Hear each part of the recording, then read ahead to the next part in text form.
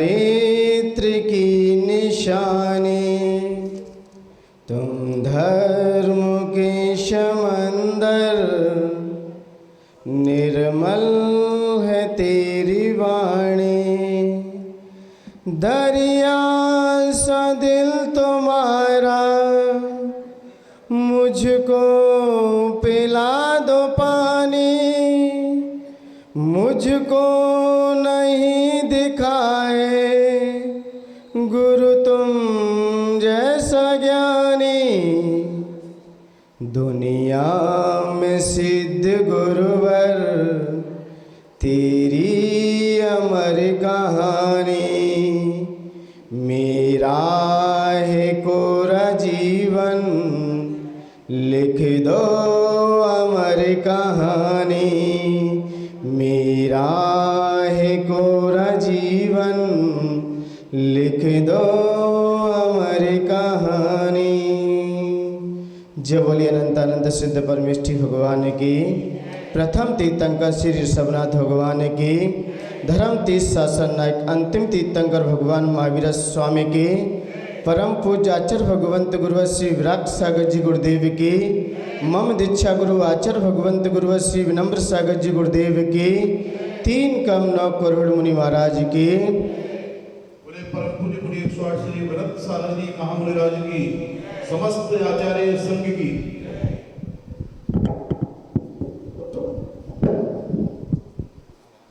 पूज्य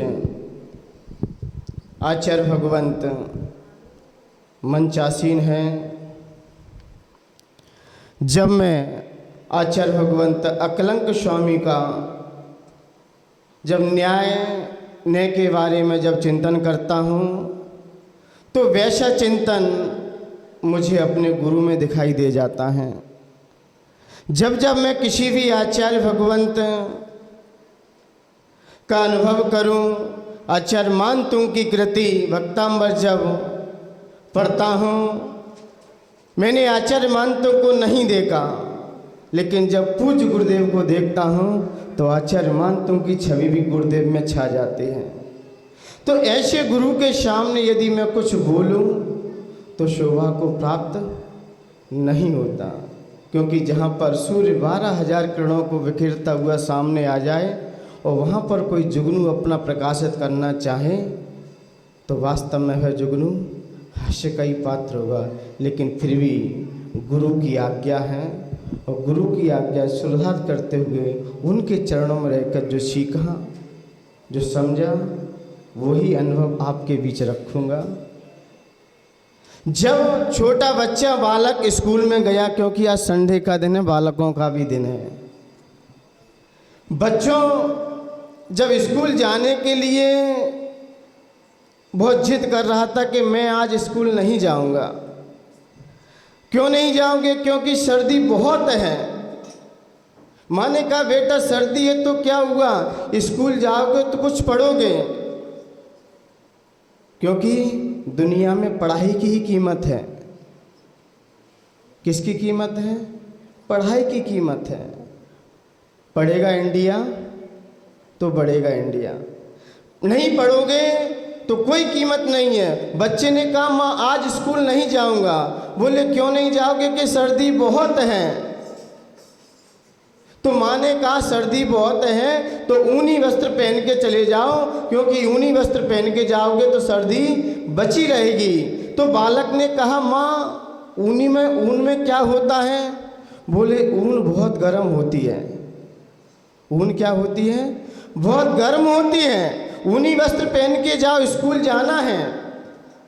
बच्चा तो बच्चा है, माँ की बात मानकर वो ऊनी वस्त्र पहनकर स्कूल में चल दिया।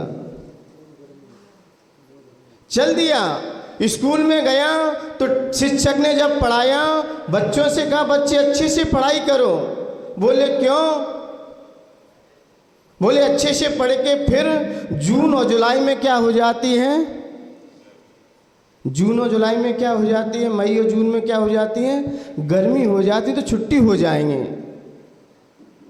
तो बच्चा छोटा था, बच्चे ने कहा माँ ने तो कहा कि ऊन में गर्मी होती है, और शिक्षक कह रहे हैं किस में गर्मी होती है? जून में।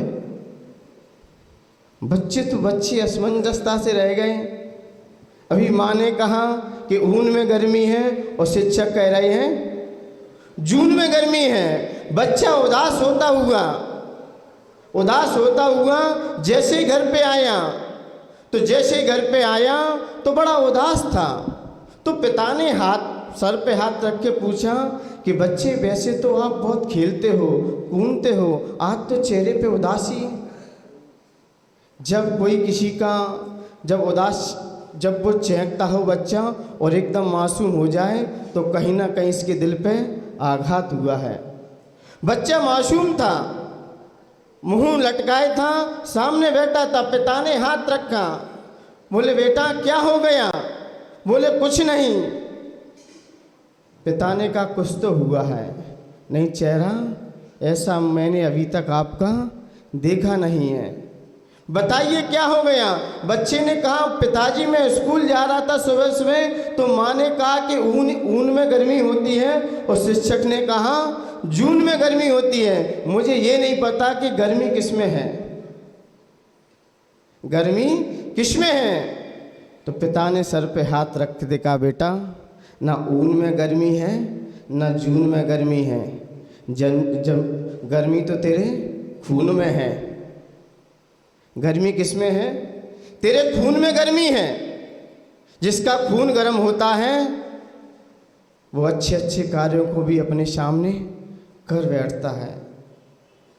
बच्चे ने तीनों बातों को सुन लिया। बच्चा बड़ा हुआ, बड़ा होते ही जब गुरुकुल में गया पढ़ने के लिए, क्योंकि पहले के बच्चे गुरुकुल में ही पढ़ते थे, गुरुओं के पास बैठ के अध्ययन करते थे, चाहे देशभूषण हो और चाहे कुलभूषण हो, चाहे रामचंद्र जी हो चाहे श्री कृष्ण जी भी हो, जिनके भी जीवन चरित्र उठाइए सबने गुरुकुल में ही जाके अध्ययन किया है। तो गुरुकुल में गया, जब गुरु शिक्षा दे रहे थे, शिक्षा देते हुए बोले बेटा जिसका जुनून गर्म है वो अपने मंजिल को भी शीघ्र पा लेता है। जुनून गर्म होना चाहिए। जुनून का मतलब होता है क्या? हौसले बुलंद होना चाहिए। जिसके हौसले बुलंद हैं उसकी मंजिल उसके कदमों में ही है, कोई ज़्यादा दूर नहीं है। और जुनूनी हमारा गिर चुका है, जुनूनी हमने अपना गिरा दिया है तो मंजिल भी आपके हाथ से निकल जाएगी।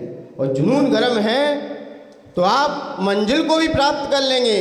तब बच्चे को शिक्षा मिली, उसने समझ लिया ना ऊन में गर्मी है ना जून में गर्मी है ना खून में गर्मी है, गर्मी तो हमारे जुनून में है। और जिसका जुनून गर्म होता है वो अच्छे से अच्छे संवेद शिखर की भी यात्रा कर लेता है। संवेद शिखर की यात्रा तो छोड़ो, इस आत्मा को परमात्मा से भी मिला लेता है। बस जुनून गर्म होना चाहिए। और जुनून गर्म होने के लिए हमें गुरुओं का सानिध्य अवश्य लेना चाहिए, क्योंकि जो जुनून गुरुओं के माध्यम से मिलता है वो आपको कहीं से नहीं मिलता। अभी मैं विराग उदय में विहार करते हुए पूज्य गुरुदेव के साथ रहा। गुरुदेव श्रीयांश गिरी गए। देखिए गुरु के पास रहने से गुरु ना कुछ देते हैं ना लेते हैं, ना गुरु नोट मांगते हैं ना वोट मांगते हैं ना सपोर्ट मांगते हैं। वो तो सिर्फ शिष्यों की खोट निकालते हैं। क्या निकालते हैं? शिष्यों की खोट निकालते हैं, कुछ नहीं लेते। ना गुरु किसी को कुछ देते हैं ना किसी को कुछ लेते हैं। कभी देखा है तुमने? मुझे इसी संदर्भ में घटना याद आ रही है, उसके बाद मैं आचार्य की बात करूँगा। जब किसी के यहाँ बंटवारे की बात आई, उसके पिताजी सेठ जी थे नगर के। सेठ जी ने कहा कि मैं जब अंतिम देहांत हो जाए मेरा, तो मेरे घर का आप बंटवारा कर देना। क्या कर देना? बंटवारा कर देना। ठीक है, जब उसका देहांत हुआ सेठ का, सारा बंटवारा हुआ, सबको सब कुछ मिला, लेकिन एक जगह पर थोड़ा सा डिसमिस आ गया। बोले क्या? कि उसके पास 19 घोड़े थे। कितने घोड़े थे? 19 घोड़े थे। अब 19 घोड़े 3 बेटे और पिता क्या कह के चले गए, एक को आधे देना, एक को चौथा भाग देना, एक को पांचवा भाग देना। अब बेचारा कैसे करता, और 19 हैं, 19 में 4 का भाग दोगे तो जाएगा नहीं, 5 का दोगे तो भी नहीं जाएगा, और आधे भी नहीं होंगे। तो उसने कहा कि आपके पिताजी ने कहा है कि बंटवारा पूरा करना है, तो ऐसा करते हैं घोड़े को हम बेच देते हैं, उसकी जो रकम आएगी उससे बंटवारा हो जाएगा।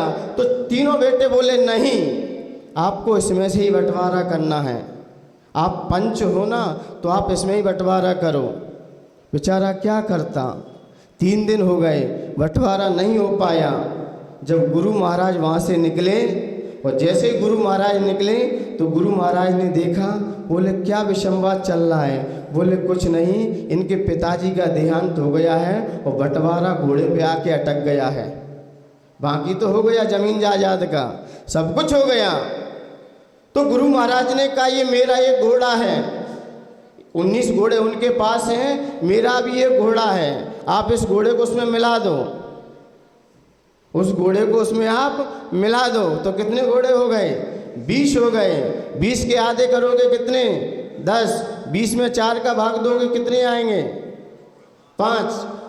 मछली वाले व्यक्ति को 5 दे दो, 20 में 4 का भाग दो कितने आएंगे? 4 का भाग दोगे तो कितने, 5 का भाग दो कितने आएंगे? 4। तो छोटे को 4 दे दो और बीच वाले को 5 दे दो और बड़े वाले को 10 दे दो। मेरा घोड़ा वापस दे दो। क्या गुरु ने कुछ दिया? क्या कुछ लिया? क्या उनके बिना कुछ हुआ क्या माँ? गुरु ना कुछ देते हैं ना कुछ लेते हैं, लेकिन उनके बिना कुछ होता भी तो नहीं है। कुछ हुआ क्या? गुरु ने बंटवारा भी कर दिया, उन सबको सुलझा दिया। ये काम होता है गुरुओं का, ना किसी से कुछ लेते हैं ना किसी को कुछ देते हैं। तो ऐसे ही जब मैं गुरुदेव के पास था, गुरुदेव श्रीयांशगिरी में विराजमान थे। गुरु नाम गुरु आचार्य के गुरु जी, मैं जब श्रीयांशगिरी गिरा गुरुदेव, मुझे लगता है ये घटना जब तक मेरी समाधि नहीं हो जाएगी तब तक मैं नहीं भूल सकता, क्योंकि प्रैक्टिकल घटना थी वो। सामने गुरु विराजमान है, और गुरु जब विराजमान है, जब उन्होंने कहा सभी शिष्य लोग चर्या के लिए चलना है, तो सभी शिष्य चर्या के लिए उठे और गुरुजी भी उठे। जब आहार के लिए गए तब साथ में कोई दीदियां नहीं थी वहाँ पर। मैंने कहा गुरुदेव आपके थोड़ा दीदियां भी आने को, थोड़ा सा समय थोड़ा सा व्यस्त कर लो। नहीं, अभी उठना है चर्या, क्योंकि कार्यक्रम आगे भी संभालना है। हमें दीदियां तो है नहीं आपके आहार। बोले कोई टेंशन नहीं है, जैसे आप करते हो आज वैसा मैं कर लूँगा। तो गुरुदेव गए, चर्या के लिए निकले, और जाते ही उनके पेट में दर्द हुआ थोड़ा सा। उन्होंने थोड़ी सी, जैसे हम लोग हार लेते हैं, मुझे इतना फील हुआ। विवर्धन सागर ने कहा कि महाराज जी आप देख लो, आप तो नहीं आपकी बात मान लेंगे, मुझे तो भगा देंगे। तो मैं गया, आचार्य ने बिल्कुल मना कर दिया, नहीं, जैसे आप लोग चर्या करते हो, आज मुझे भी तो एक अवसर है, कब मुझे मौका मिलता है। तो जब गुरुदेव ने लिया, मात्र मूंग की दाल और रोटी खा के शांति से चुपचाप अपने कक्ष में आ गए। मैंने कहा गुरुदेव आप इतने महान आचार्य, आपका इतना तीव्र पुण्य।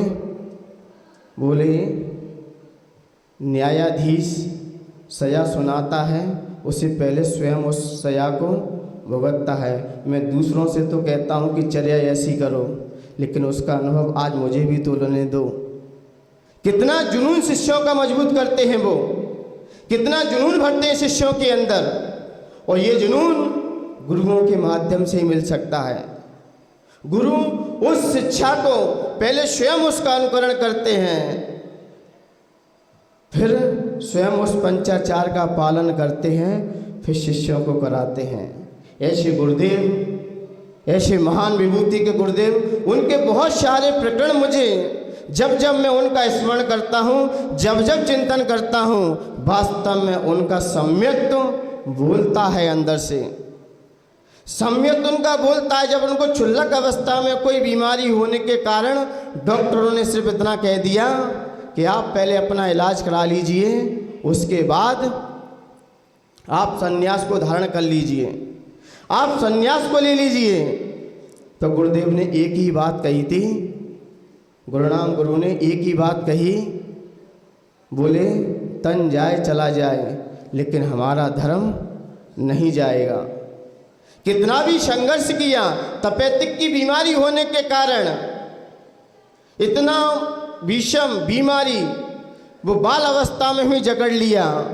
उस बीमारियों को भी उन्होंने चुनौती दे दी कि प्राण चले जाएं लेकिन ये पीछे एक बार आ गई, ये हाथ से अब नहीं जाएगी। ये है सम्यक।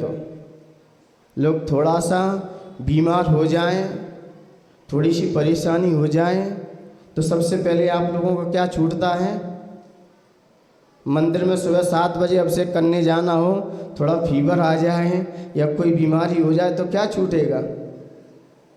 मंदिर छूटता है कि नहीं छूटता है? घर में कोई मेहमान आ जाए 4 दिन के लिए तो कटौती किस में करोगे? कटौती किस में करोगे? कस्टमर 7 बजे आपसे कहें सेठ जी मुझे ये सामान चाहिए और मैं 7 बजे आपके घर पे आऊँगा और 7 बजे अभिषेक का समय है, तो बताइए सबसे पहले किसको निपटाओगे? कहाँ पर कटौती करोगे? हम जितनी भी कटौती करते हैं धर्म पर करते हैं, फिर कहते कि धर्म मुझे फल मिलता नहीं है। धर्म का फल हमें दिखाई नहीं देता है, धर्म का फल हमें पंचम काल में दिखाई नहीं देता है और चौथे काल में धर्म का फल व्यक्ति को साक्षात दिखाई देता था। किसी को केवल ज्ञान हो रहा है तो किसी को मना पर्याय ज्ञान हो रहा है, किसी को अवधिक ज्ञान हो रहा है, किसी को ये रिद्धि प्राप्त हो रही है। और पंचम काल में किसी को दिखाई देता ही नहीं देता है फल। क्यों? क्योंकि हमें धर्म पर श्रद्धा ही नहीं है, हमें धर्म पर श्रद्धा ही नहीं है। और श्रद्धा नहीं है तो फल कैसे मिलेगा आपको? श्रद्धान किस पे है? हमें श्रद्धान किस पे है? आचार्य भगवंत कहते तन जाए और धन जाए लेकिन हमारा धर्म ना जाए। और धर्म ही चला गया तो फिर रहा क्या आपके पास?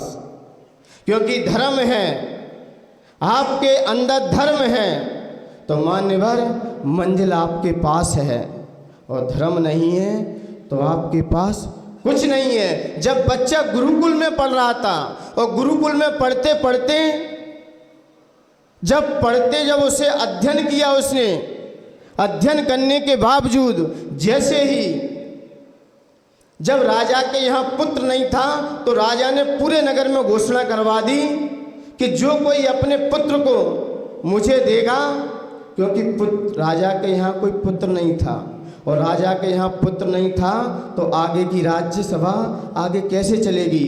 तो वहाँ के देवी देवताओं ने कहा कि आपको किसी पुत्र की बलि देनी पड़ेगी जिससे आपके यहाँ पर पुत्र हो जाएगा। ये अन्य प्रथाओं की बात है।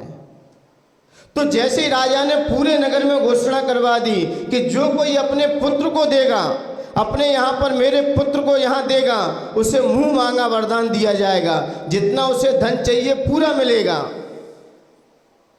तो माता पिता ने सोचा मेरे पास तो 5-6 पुत्र हैं, एक पुत्र जो गुरुकुल में जाता कोई काम का नहीं है, उसको ही दे देते हैं।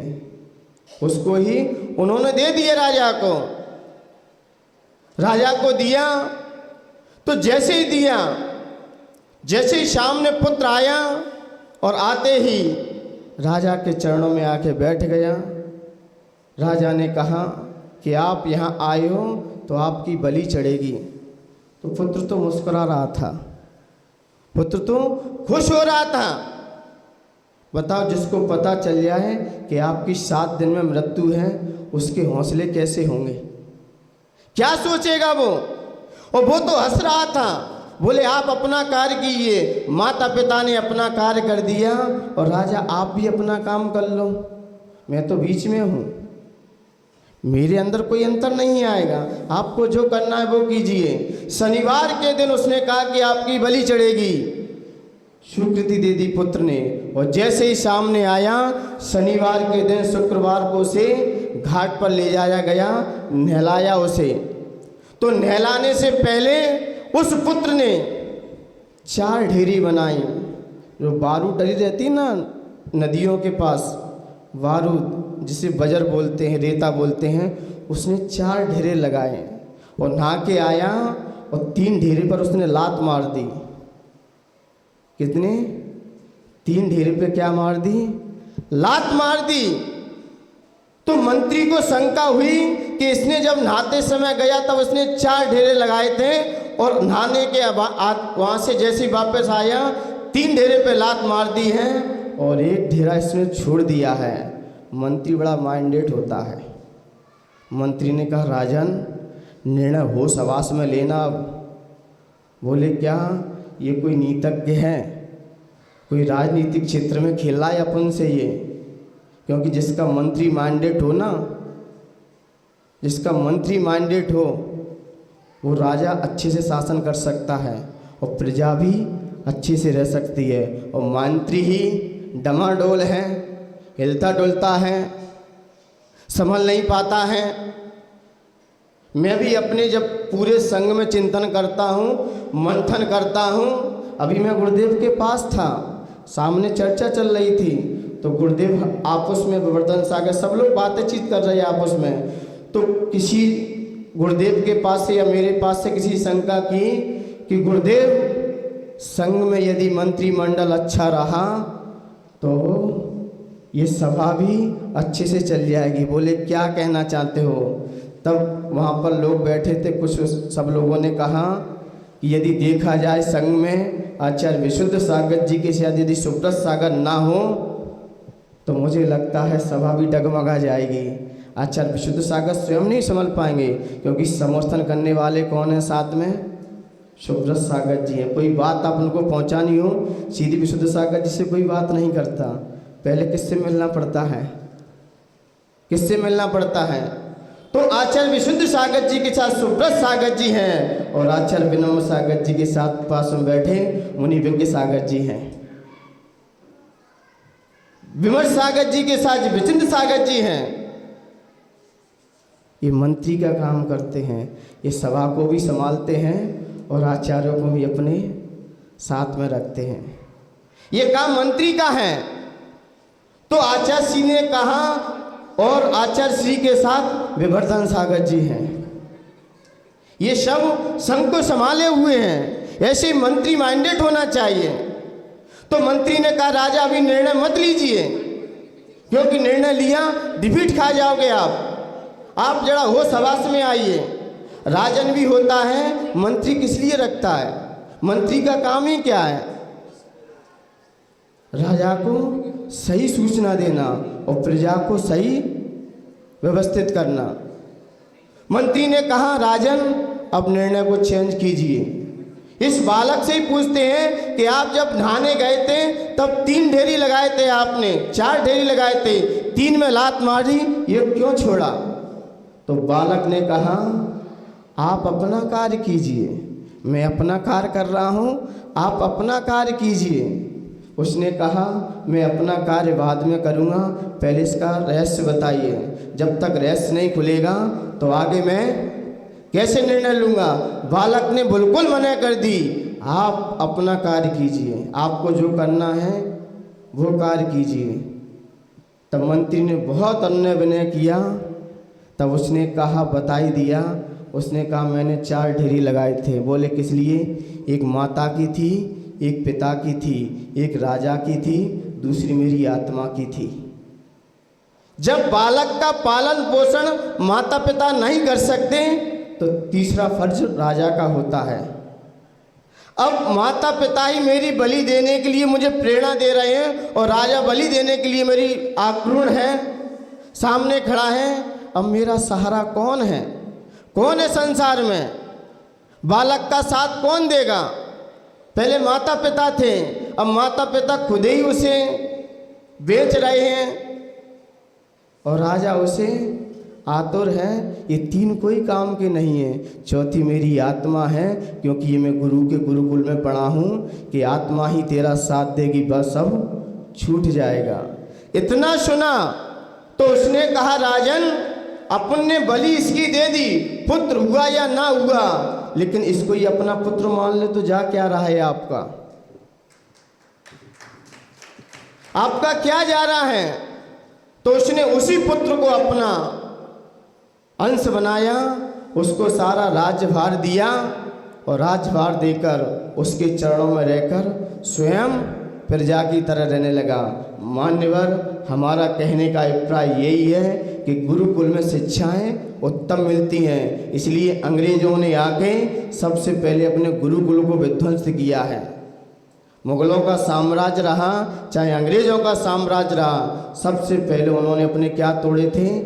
गुरुकुलों को तोड़ा था, गुरुकुलों पर प्रहार किया था सबसे आते ही, क्योंकि यहाँ पर नैतिक शिक्षाएं दी जाती थीं। आज हमारे बीच भी जो पाठशालाएं चल रही हैं, मुझे लगता है ये प्रतिभा स्थली खुली हैं, इससे हमारे बच्चे सेपरेट रहेंगे, संस्कारवान रहेंगे। और यहाँ से हमने बच्चों को खींच लिया तो बच्चे का कोई भविष्य पता नहीं है। जो प्रतिभा स्थली में है, जो यहाँ की पाठशाला से जुड़े हुए बच्चे हैं, वो एक ना एक दिन अपने लक्ष्य को भी प्राप्त कर लेंगे।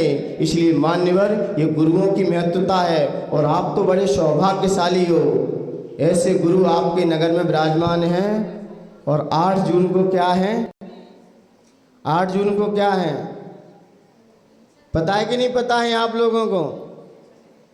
क्या तैयारी है आप लोगों की? ऐसे महान आचार्य 8 जून चाहे आचार्य भगवंत ने कहा है, आचार्यों की भक्ति से मंत्र तंत्र विद्याओं की सिद्धि हुआ करती है। लेकिन भक्ति हम करें कैसे? जब कोई अवसर आता है तभी हम गुरुओं की भक्ति कर पाते हैं। मान्यवर, वैसे तो हमेशा गुरु देते ही देते रहते हैं, लेकिन हम कब लें? वो 8 जून का ऐसा अवसर है, बड़े उत्साहता के साथ, बड़े भक्ति भाव से हम मनाएंगे तो जरूर हमारा कोई ना कोई तीव्र पुण्य का उदय आएगा और हमें भी अपने लक्ष्य को प्राप्त करा देगा।